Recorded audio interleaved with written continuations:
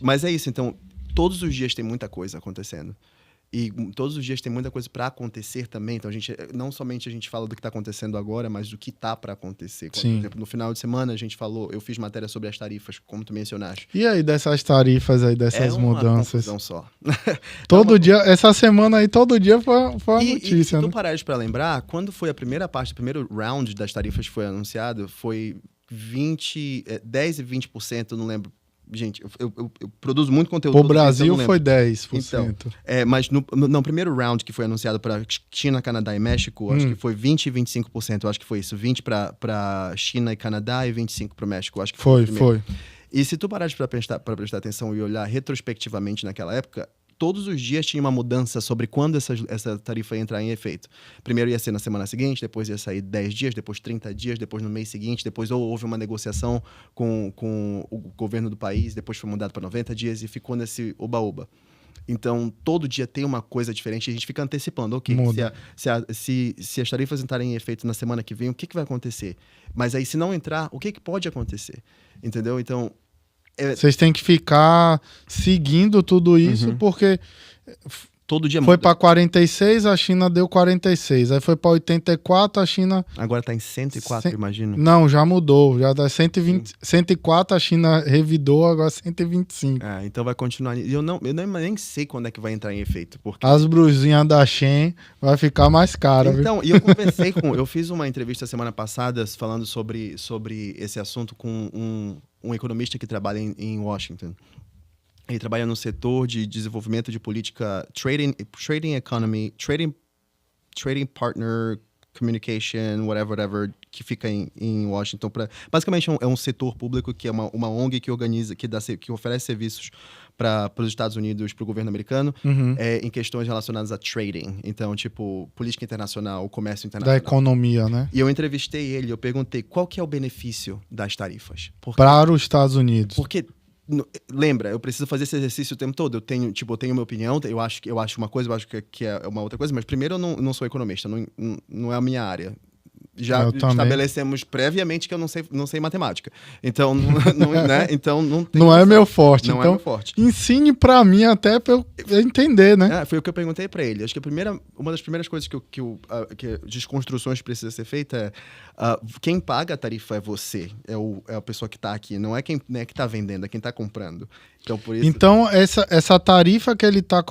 Até nem eu sabia disso aí. Quem paga é a gente. Então, esses 125%, por exemplo, se realmente firmar isso, quem paga isso não é a China. Não, quem paga é quem está importando. Eu tô aqui, eu compro alguma coisa lá da China, então eu vou pagar essa tarifa. Quem paga é os Estados Unidos. Qual que é aí você pensa, não, que é bizarro. Não é assim. Não, é assim, porque o que acontece? O objetivo foi exatamente o que eu queria saber. Então, por que é feito esse tipo de... Qual o benefício? Qual é o benefício? Então, o raciocínio do governo nesse sentido é você tenta limitar o número de importação para que você aumente a produção interna no país. Porque você tenha mais produção. Então, ao invés de você produzir o carro no Canadá, você produz o carro nos Estados Unidos, ao invés de você produzir o limão... A RAM americana é produzida no México, eu acho. Exato. Então, assim, tem várias outras coisas. Você pensar, groceries, né? Compras de dia a dia de casa. Mercado, né? Então, isso aí... Você pode pensar, você raciocina e pensa assim, não, isso dá pra produzir nos Estados Unidos ao invés de comprar no México. O abacate, que é super famoso nos Estados Unidos, que as pessoas compram avocado from Mexico. Maybe eles precisariam fazer o avocado dos Estados Unidos. Então, entendeu? Então, o raciocínio por detrás é esse, é aumentar a produção nacional. É aumentar as fábricas aqui que produzem esses bens que são importados, no caso. Para que o dinheiro fique aqui. Para que o dinheiro fique no país. A intenção é essa. O grande problema é a execução disso.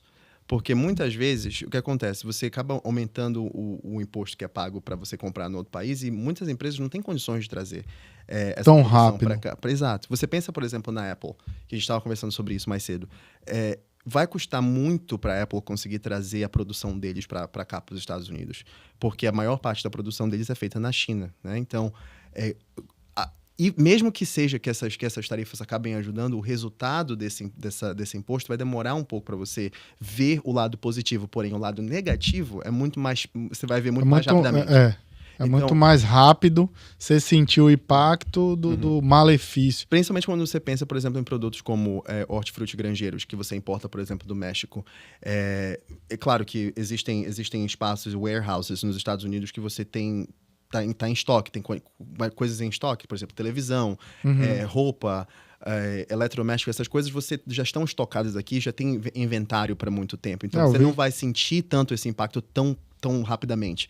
Mas quando você pensa em hortifruti granjeiros que são importados do país, você não pode guardar esse produto por muito tempo. É verdade. Então, esse vai ser o primeiro que você... É bem perecíveis. Exato. Você vai ver o resultado, o impacto disso muito mais rapidamente.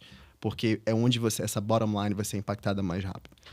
E são bens, que é o bem durável, um celular, uma coisa assim, você não troca todo mês, né?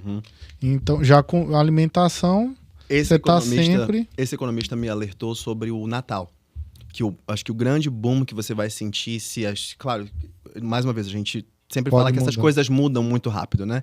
Então, se permanecer do jeito que está, o seu primeiro grande impacto você vai sentir vai ser durante o período do Natal, por conta dos importados que vêm da China. Né? Então, se chega no final do ano, roupa, principalmente o setor têxtil, vai ser extremamente impactado se isso permanecer, porque uma boa parte da produção têxtil vem da China. Eletrônico e têxtil.